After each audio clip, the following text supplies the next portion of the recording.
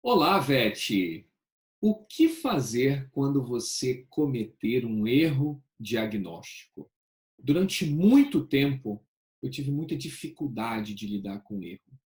Inclusive, era algo que, quando acontecia, tirava o meu sono, eu perdia o meu humor, a minha casa caía, parecia que era o fim do mundo.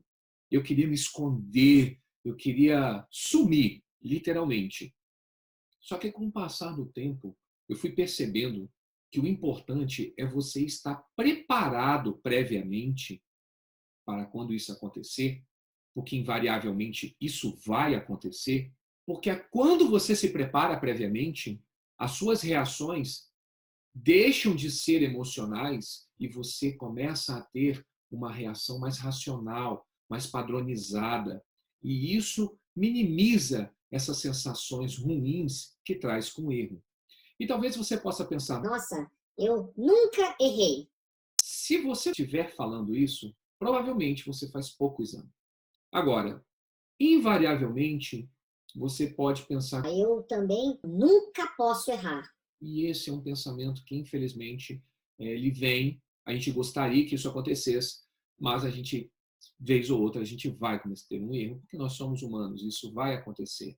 E se você não estiver preparado, pode ser que você sofra muito, como eu sofri no passado. Para quem é novo aqui no canal, vou fazer uma apresentação rápida. Eu sou o Vicente, do Improvete, sou radiologista, trabalho com ultrassom e raio-x. Eu tenho 4 modelos de negócios diferentes, que eu trabalho como volante, como fixo, com unidades hospitalares e com teleradiologia. E eu tenho 3 negócios, né? Eu tenho 3 unidades, administro tudo isso, gerando mais ou menos em torno de 1.500 exames. Vocês podem me acompanhar em alguns canais e eu tenho alguns programas. Toda segunda-feira, eu no Instagram estou no Improvete Responde, aonde você pode estar comigo ao vivo, trazendo uma pergunta e eu respondendo ela ao vivo. Quinta-feira é dia de podcast no canal do Telegram e sexta-feira é dia de vídeo lá no canal do YouTube.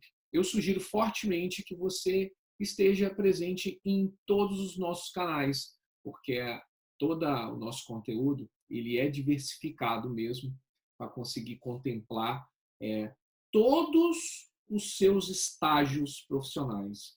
Porque você pode estar agora começando, você pode estar agora fazendo 50 exames, você pode estar querendo ultrapassar a barreira dos 100 exames, ou quem sabe, até ultrapassar a barreira dos 200 exames. E o objetivo, o propósito, o meu propósito, é fazer com que você trabalhe de forma mais eficiente, mais valorizada e mais lucrativa, dentro da área da imagem.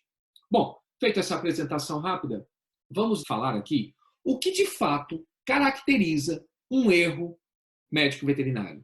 Primeiro, uma imprudência, que ela é caracterizada por uma ação indevida, negligência, quando deixamos de realizar algo que precisava ser feito, ou imperícia, se o VET ele não tem capacidade técnica para realizar aquilo. Isso que de fato vai caracterizar um erro. E para lidar com isso, eu vou dividir em 4 passos para facilitar o entendimento. Porque é necessário entender que existe uma cadeia no nosso atendimento. E eu vou estar falando, começando a partir do primeiro passo. O primeiro passo é avaliar e entender o que está acontecendo no caso, o que aconteceu. Porque de toda a cadeia de atendimento de um paciente, nós só fazemos parte delas, porque existem vários profissionais que estão envolvidos no caso. Muitas das vezes nós temos um clínico, um cirurgião, um patologista, um radiologista.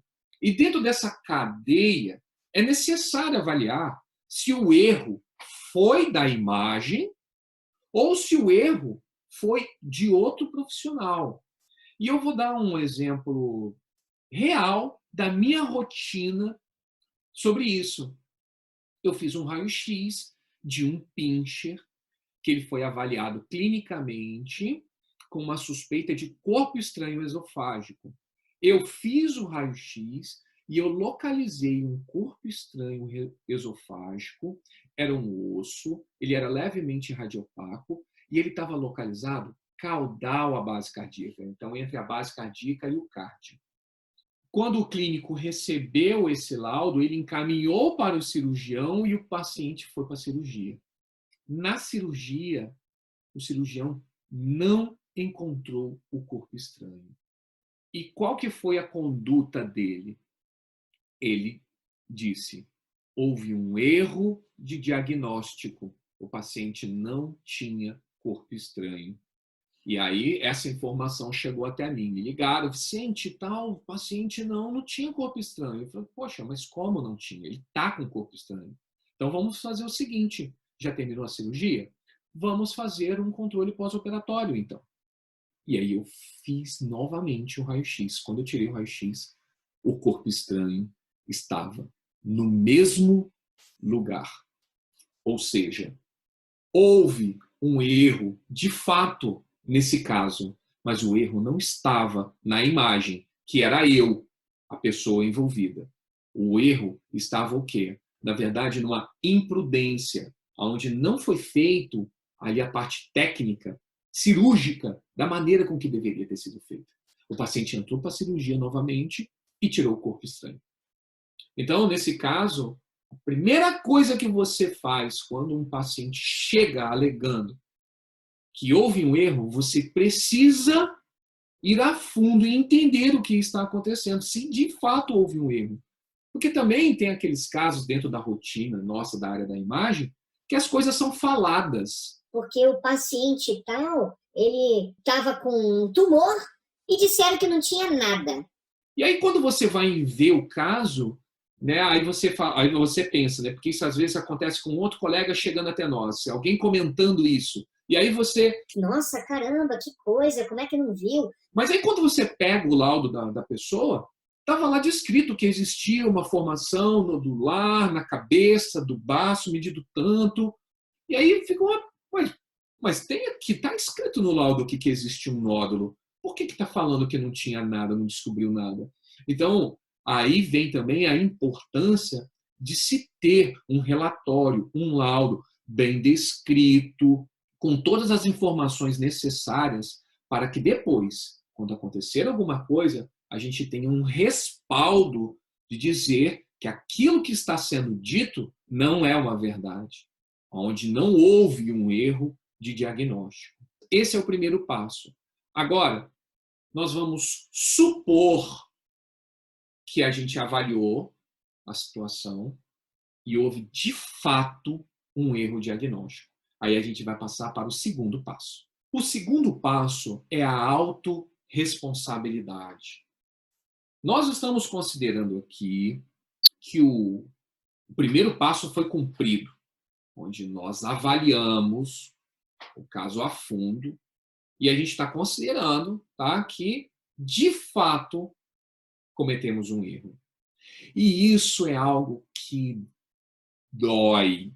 Isso é algo que machuca. Principalmente para mim, é assim, é como se eu tivesse morrido. É como se eu não quisesse acordar. Eu queria dormir, não acordar, quero fugir, eu não acredito, eu fico me punindo e aquilo tira o meu sono, acaba comigo. No passado, não que hoje isso eu não me sinta desconfortável, óbvio que a gente se sente desconfortável, dá taquicardia, mas a gente começa a lidar de uma maneira diferente. E eu já vou passar aqui o passo que você não deve dar, o caminho que você não deve seguir, que é o quê? É de você começar a dar desculpa, é de você fugir, é de você querer se esconder e dizer que aquilo que aconteceu não foi culpa sua. Sendo que a gente está avaliando que, de fato, foi um erro diagnóstico. Tá? E foi exatamente o que aconteceu com um profissional, no caso do exemplo que eu dei, do corpo estranho, onde estava nítido que houve um erro técnico e que tentou o quê? Tentou fugir. tentou dar desculpa. E quando a gente faz isso, sabe o que a gente acaba induzindo no nosso cliente? A revolta. Ele fica revoltado. E essa revolta alimenta o sentimento da vingança. O que é a vingança? Então quer dizer que, mesmo assim, você não assume. Então, agora eu quero que você sinta na pele. Se você sentir na pele e você for punido, você vai ficar mais humilde para perceber que você de fato errou, e isso também vai me trazer um conforto, porque você vai ter sido punido como eu estou me sentindo. Eu estou sentindo dor, você também vai sentir dor. Isso é a vingança. Essa é a vingança. E esse sentimento ele é muito ruim e que acaba devastando as duas pessoas envolvidas.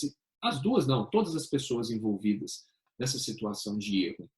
Porque às vezes esse erro pode comprometer a vida, de fato. Então, esse não é o caminho. O caminho é da autorresponsabilidade. Não fomos nós que fizemos o exame. Não somos nós o responsável pelo aquele procedimento. Então a gente tem que assumir isso quando a gente erra. E a gente tem que ter a humildade de dizer que, de fato, depois de avaliado o resultado que foi dado, ele poderia ter sido diferente. E aí a gente entra na autorresponsabilidade.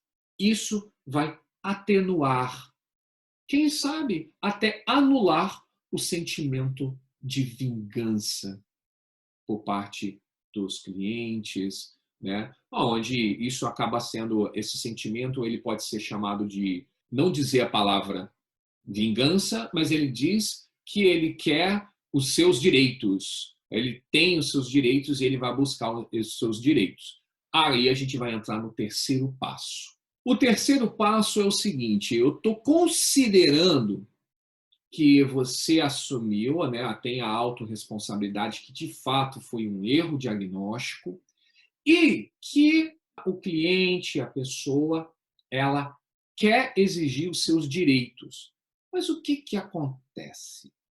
Quando a pessoa está naquele calor, daquilo tudo acontecendo, todos aqueles sentimentos, ele começa o quê? A exigir coisas. Eu quero que você pague aqui isso, eu quero que você pague aquilo, eu quero que você faça não sei o quê, eu quero que você...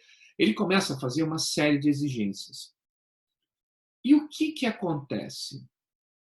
Assim como para quem sofreu o erro, quem sofreu as consequências do erro, ele tem direitos, quem errou também tem direitos. E o terceiro passo vem você buscar orientação com as pessoas certas. Orientação legal. E aí, nesses casos, é importante você ter um advogado, aonde ele vai dar um respaldo legal do que de fato precisa ser cumprido, executado para esse erro. E hoje, atualmente, eu tenho uma assessoria de advogados. Eu pago um valor para um escritório e eu tenho um relacionamento com esse escritório. Para qualquer situação legal, eu conto com eles. Eu uso eles, os advogados, de várias formas. Eles me ajudam com contratos, eles me ajudam com leis trabalhistas e, eventualmente, quando eu precisar, eu ainda não precisei, mas quando eu precisar, eu sei que eu posso contar com ele, aonde o advogado vai fazer uma orientação do que é legal. Porque a pessoa está querendo que seja pago X valor. É legal esse valor? Você tem que ter o direito e a chance de se defender. Por que esse erro aconteceu? Como ele aconteceu? O que a gente vai pagar? Porque existem várias formas. E é terrível a sensação de pensar que nós estamos sendo processados, né? Até que um advogado amigo meu ele me falou uma coisa.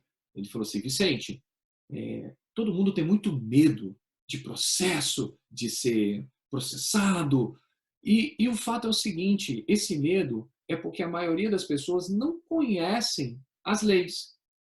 Quando existe um processo, vai haver um julgamento. Dentro do julgamento, a pessoa vai ser inocentada, ou seja, ela está inocentada, ela não precisa fazer nada, aquilo que aconteceu não foi uma realidade. Ou ela vai ser culpada. Se ela for culpada, ela vai ter uma pena, e essa pena vai ser executada. E não significa que vai ser preso. Se for pagar um X valor, o que você faz? Você paga. Dá assistência social, você paga. Então, quando ele me falou isso, ele falou, bom, é verdade, né? De fato.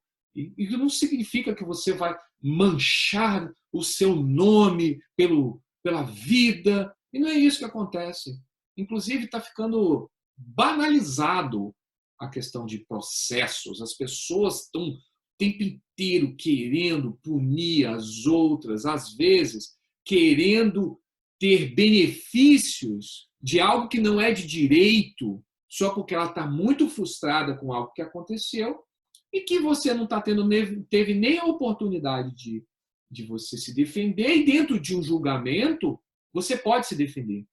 Mas é importante você ter orientação. Aí sabe o que eu estou falando aqui? Nós estamos falando de networking. Algo que dentro da veterinária a gente precisa buscar.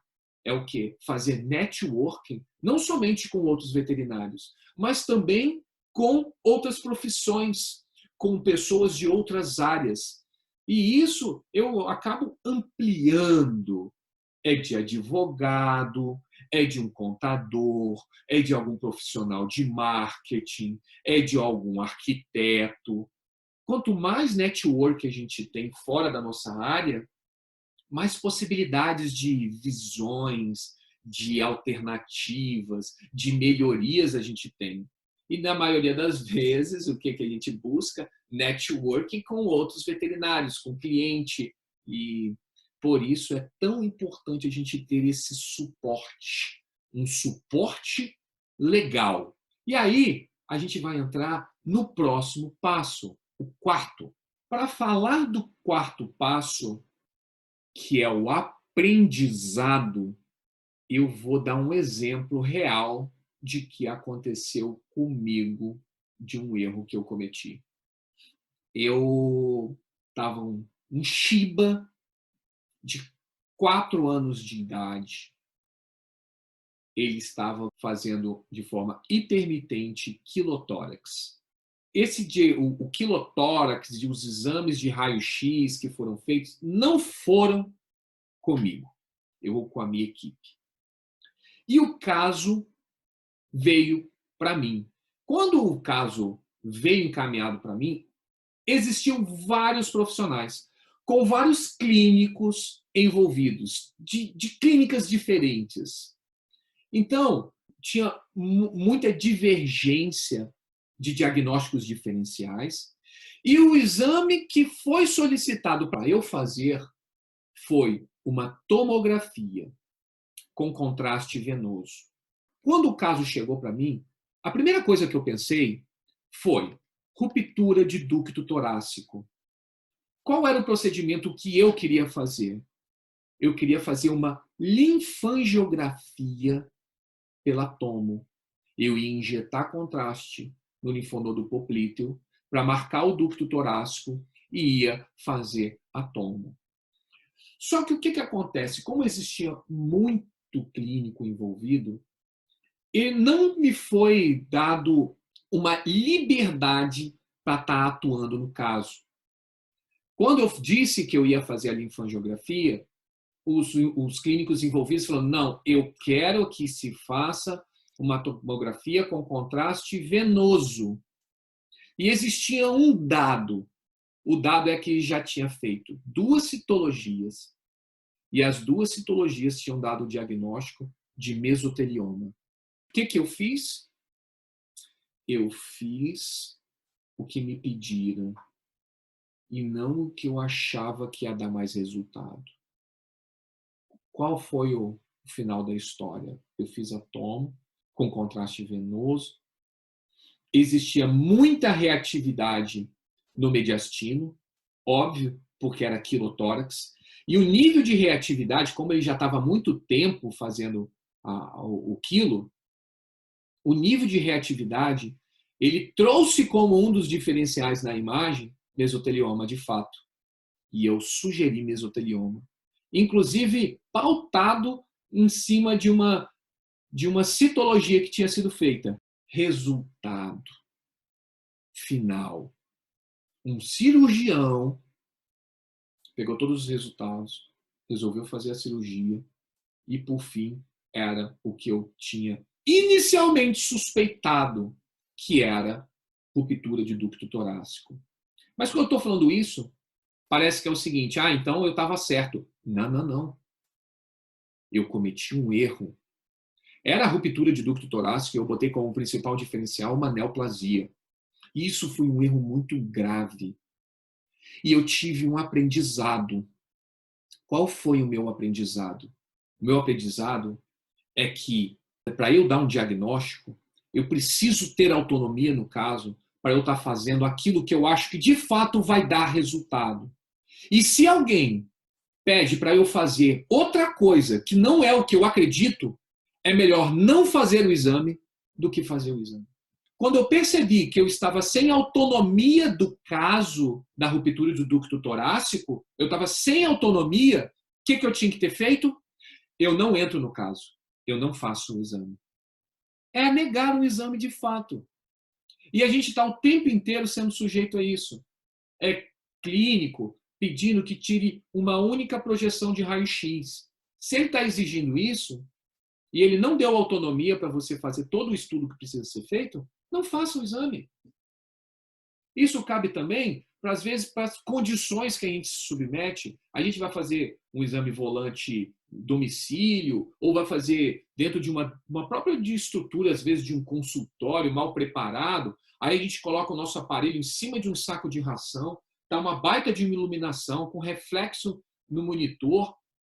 A gente não está conseguindo ver, o cachorro está no ambiente dele, às vezes, a gente não está se mexendo demais e a gente tenta, força.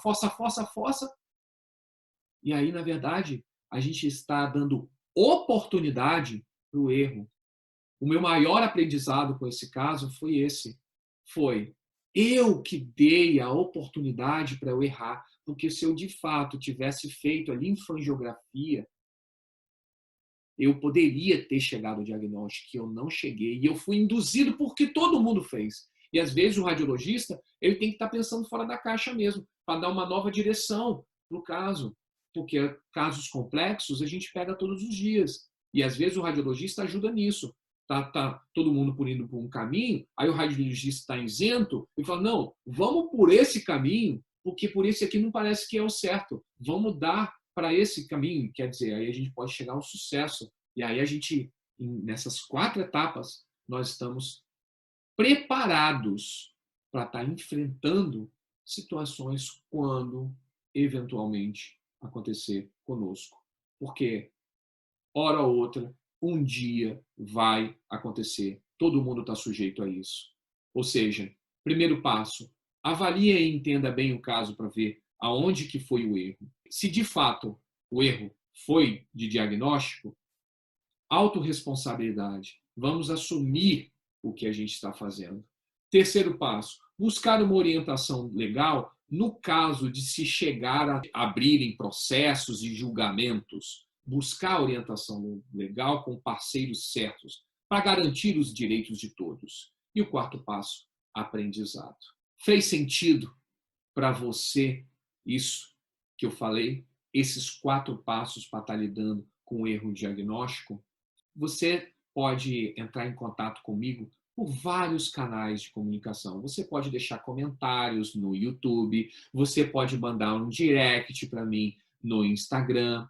Então, se fez sentido para você, compartilha comigo isso. Vai ser muito importante saber que esse conteúdo está conseguindo ajudar a você trabalhar de forma mais eficiente, mais valorizada e também de forma mais lucrativa.